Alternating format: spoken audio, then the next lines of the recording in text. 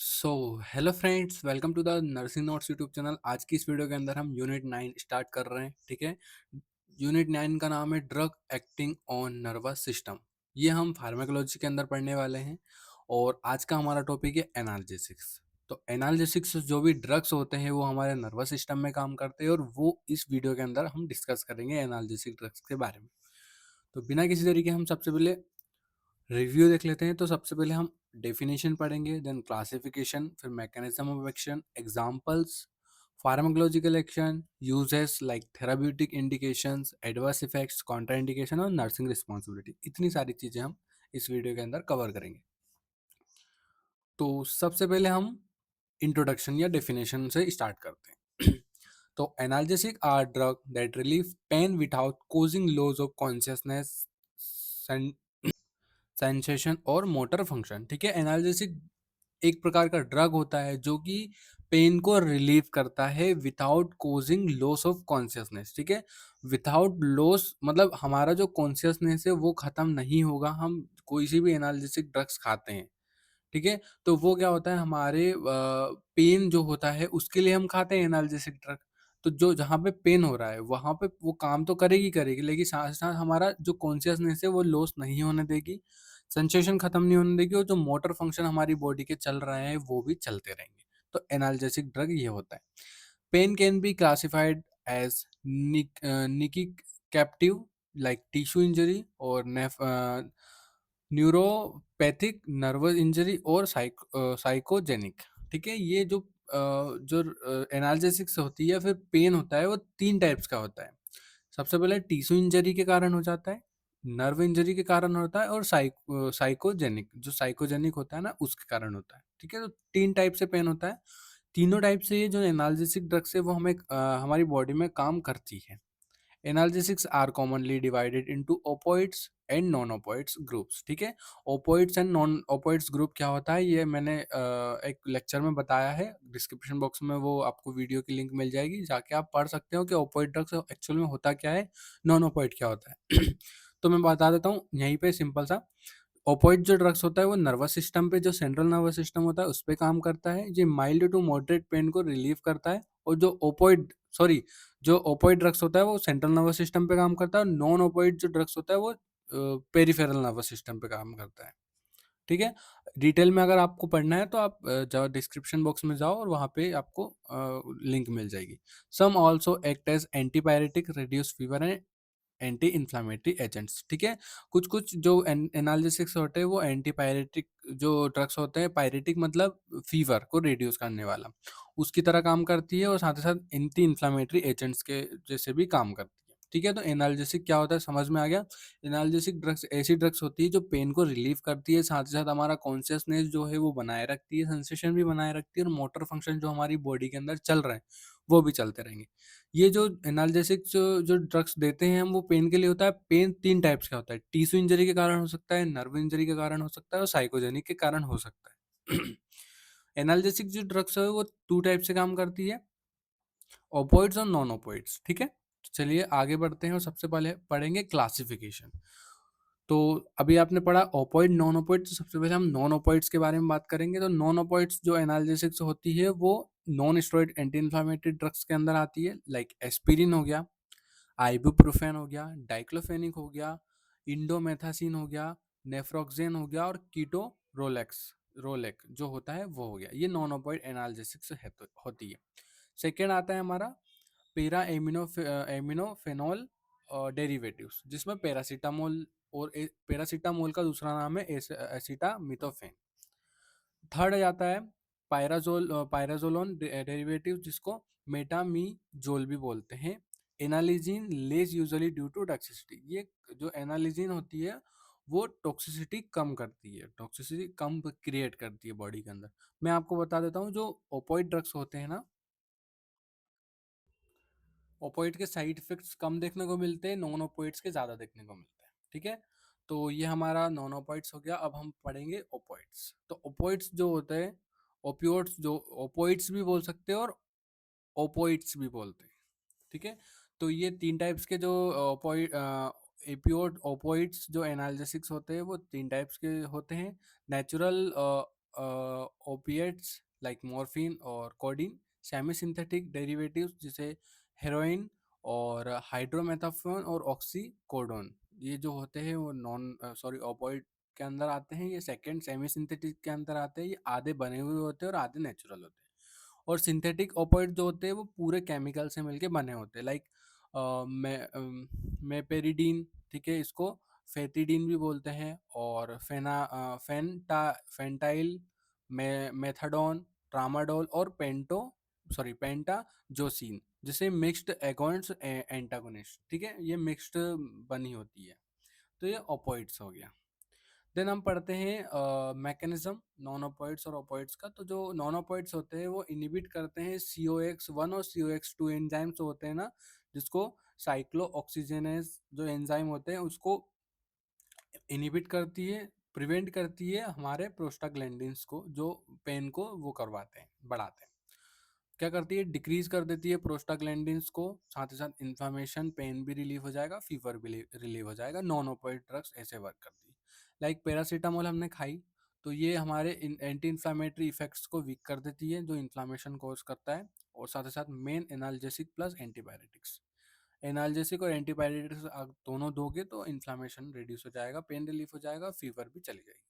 Opioids जो analgesics होते हैं, एक्ट ऑन ओपोइड रिसेप्टर, जो ओपोइड रिसेप्टर्स होते हैं उनके ऊपर काम करती है, तीनों के ऊपर, इन CNS एंड स्पाइनल कोड, ठीक है, जो सेंट्रल नर्वस सिस्टम होता है, स्पाइनल कोड होता है, उस पर काम करती है। क्या होता है कि जो हमारे जैसे लाइक पैर में इंजरी हुई है, हाथ में इंजरी हुई है, एब्डोमेन में इंजरी हुई है, ठीक है, तो वो जो सिग्नल्स होते हैं हमारे, पेन वाले सिग्नल्स होते हैं, वो हमारे स्पाइनल कोड से होते हुए ब्रेन में जाते हैं। अब क्या करेगा, जो सेंट्रल नर्वस सिस्टम होता है वो स्पाइनल कोड में उसको सिग्नल जाना ही नहीं देगा, स्पाइनल कोड से मतलब ब्रेन तक सिग्नल नहीं जाने देगा, जो ओपोइड एनाल्जेसिक्स होगा। तो इससे वर्क करती है।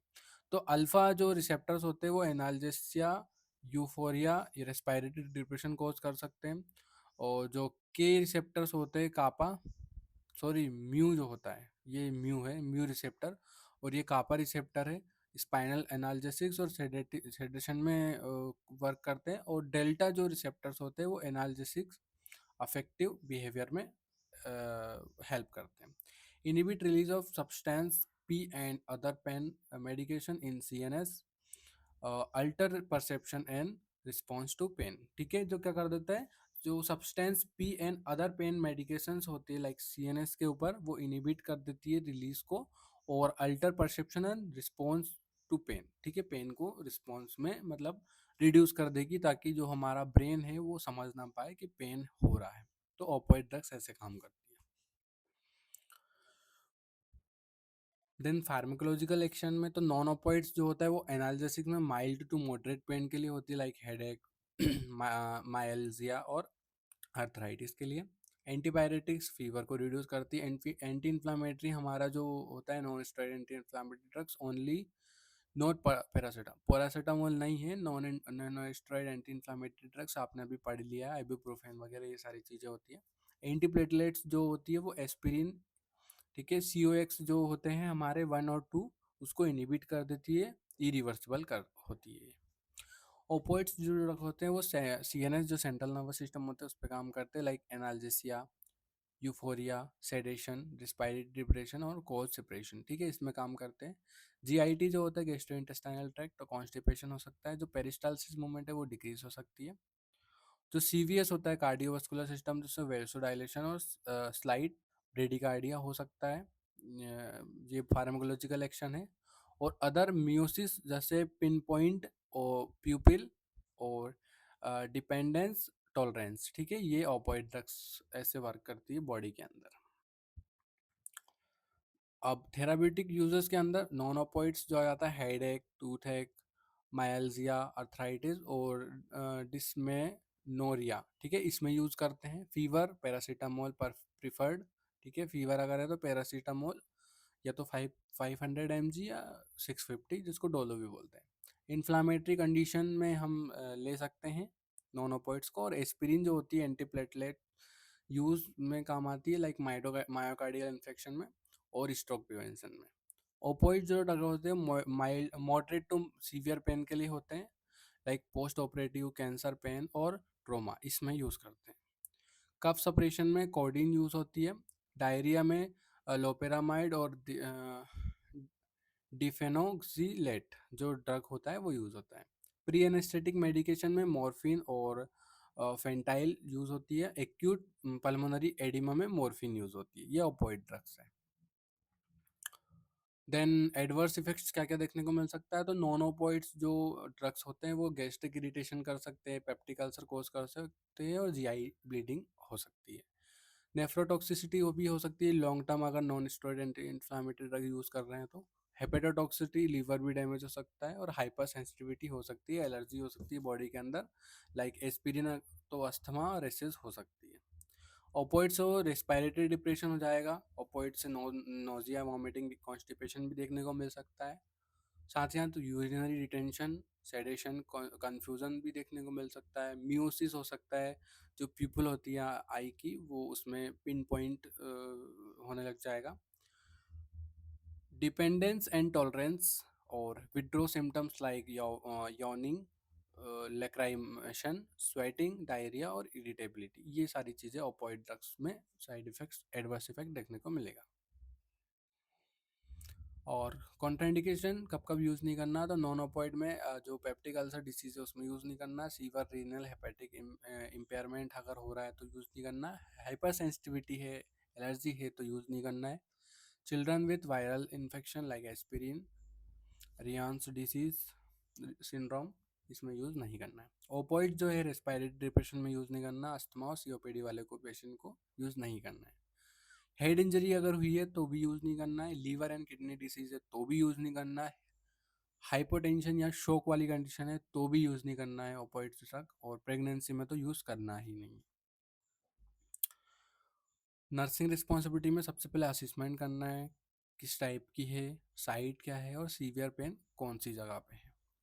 एलर्जी चेक करनी है, पोस्ट हिस्ट्री ऑफ अल्सर तो नहीं है, किडनी और लीवर डिसीज भी चेक करनी है। Administration, give drug with food milk to decrease gastric irritation, ठीक है। आपको दूध के साथ अगर ड्रग खिलाओगे, मेडिसिन खिलाओगे तो जो गैस्ट्रिक इरिटेशन हो रही है बॉडी के अंदर वो डिक्रीज हो जाएगी, क्योंकि जो दूध होता है उसमें कुछ ऐसे वो होते हैं जिसके कारण जो गैस्ट्रिक इरिटेशन हो रहा है वो डिक्रीज हो जाएगा, वो ऊपर नहीं होगा, उसका रेशो ऊपर नहीं होगा। यूज़ करेक्ट रूट, ठीक है, करेक्ट रूट यूज़ करना है। लाइक अगर ओरल दे रहे हो तो ठीक है, बट IVIM क्या देना है तो ये भी आपको देखना है। और ट्रांसडर्मल तो नहीं है और सपोजिटरी तो नहीं है। लो use lowest effective dose for shortness duration, ठीक है। मॉनिटरिंग करना है आपको, monitor vital signs specially respiratory rate with opioids. अगर आप ओपोइड्स देख रहे हो तो उसमें ट्रेकिकार्डिया भी होने के चांसेस है, तो आप वाइटल साइंस चेक करना है आपको, स्पेशली रेस्पिरेटरी रेट चेक करना है। वॉच फॉर साइड इफेक्ट, ठीक है। अगर आपने ड्रग दे दिया है तो उसके बाद उसके साइड इफेक्ट्स तो नहीं हो रहे ड्रग के, देखना है आपको, चेक करना है, मॉनिटर करते रहना है। नोजिया, कॉन्स्टिपेशन, जीआई ब्लीडिंग, ये सारी चीज़ें। चेक लीवर फंक्शन, पैरासीटामोल अगर दिए तो लीवर फंक्शन टेस्ट चेक करना है। और non steroid anti inflammatory drug दिया है तो रीनल फंक्शन चेक करना है, कोई टॉक्सिसिटी तो नहीं हो रही है। देन पेशेंट को एजुकेट एजुकेट करना है तो avoid alcohol and sedative with opioids, ठीक है। एल्कोहल के लिए अवॉइड करवाना है, सेडेटिव्स अगर ले रहा है तो उसको भी, और साथ ही साथ जो ओपोइड्स है उसके साथ तो बिल्कुल ही नहीं लेना है आपको एल्कोहल वगैरह, ये तो उसको पेशेंट को एजुकेट करना है कि आपको पीना ही नहीं है alcohol. Teach not to drive और operate machinery after opioid dose, ठीक है। ओपोइड डोज अगर दिया है तो उसके बाद कोई सा भी ऑपरेट ऑपरेट मशीनरी, मतलब ऐसे ऑपरेटिव, जैसे कोई सा भी पेशेंट है, ठीक है। तो पेशेंट को या फिर किसी नर्स को अगर आपने ओपाइड ड्रग्स दिया तो उसके बाद क्या थोड़ी सी नींद जैसी आती है, चक्कर टाइप से आते हैं, ठीक है। तो उसके बाद आपको कोई वर्क नहीं करना है, सीधा सीधा ये। पेशेंट एजुकेशन में educate about risk of dependence with long term opioids, ठीक है। आपको बोलना है कि जो लॉन्ग टर्म ओपाइड्स अगर आप ले रहे हो तो फिर मतलब रिस्क है आप। देन लास्ट है advice self medication and overdose, ठीक है। पेशेंट को बोलना है कि आप खुद से मेडिसिन लो और ओवरडोज ना लो, ठीक है। जैसे लाइक एक मेडिसिन बोली है तो एक ही लें, डेढ़ ना लें, दो ना लें, ये सारी चीज़ें। Then thank you. अगर आपको वीडियो अच्छी लगी है, लेक्चर अच्छा लगा है तो चैनल को सब्सक्राइब करें और वीडियो को लाइक ज़रूर करें, और कमेंट बॉक्स में आप बताएं कि आपको लेक्चर कैसा लगा। अगर अच्छा लगा है तो आप कमेंट कर सकते हैं बिल्कुल, और कोई प्रॉब्लम है या कोई डाउट है तो आप कमेंट बॉक्स में पूछ सकते हैं। Thank you.